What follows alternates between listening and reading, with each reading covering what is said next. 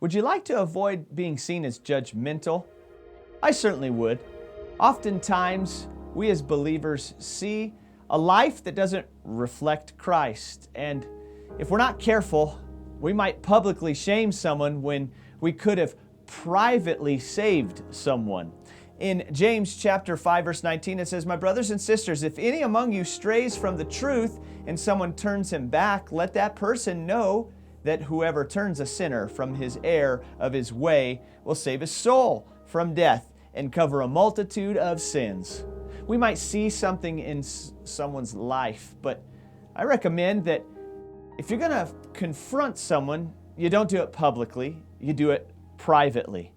Long time ago, at a youth event, we had hundreds of teenagers at the Outpost Ice Arena. And what they had promised to us that particular night wasn't being fulfilled by the 16-year-old behind the counter that particular day.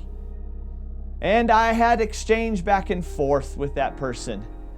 But my buddy Mike Servat, he pulled me aside and says, "Hey, this is fine, you're right, but let's just do this privately. I think we'll get further if we do it that way."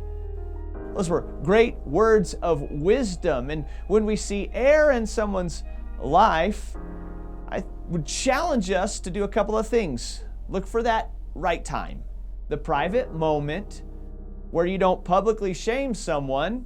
Instead, you privately have a chance to save them.